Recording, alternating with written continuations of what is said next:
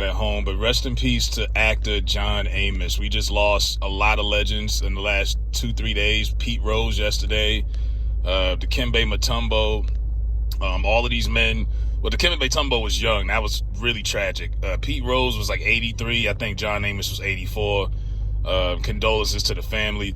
The importance of John Amos, though, that was the first legitimate black television dad that we ever had. That was before Uncle Phil, before Carl Winslow, before any of these people that you would consider like TV black father figures. John Amos was the first, because Esther Rolle, aka Florida Evans, refused to do the spinoff Good Times, which is supposed to be about a single black mother in Chicago raising her kids in the projects. She said, give me a husband or I won't do it.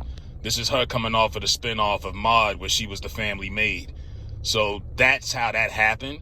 I don't think that story gets talked about enough, but the importance of that, having that black, strong father figure on television. And remember, that was an era where the black father was actually in the home, and 70% of black people came from two-parent households, but yet they wanted her to be the single black lady, struggling in the projects.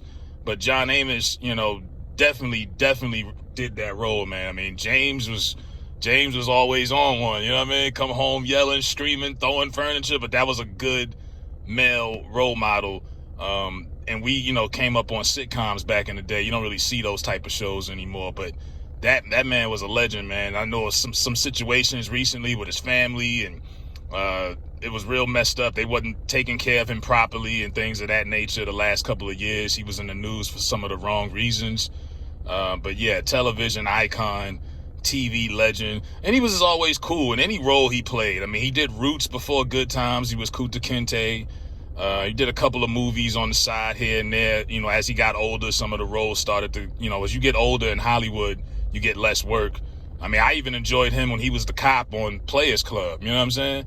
Blow your ass all the way back to Chicago. He told Bertie Mac, you know what I'm saying? So, yeah, John Amos was dope. But as a black man, growing up as a kid, everybody knew a black man in your family like John Amos. I don't care if it was your dad, your grandfather, your uncle. We all knew of somebody like that. That's what made him so relatable. He didn't play.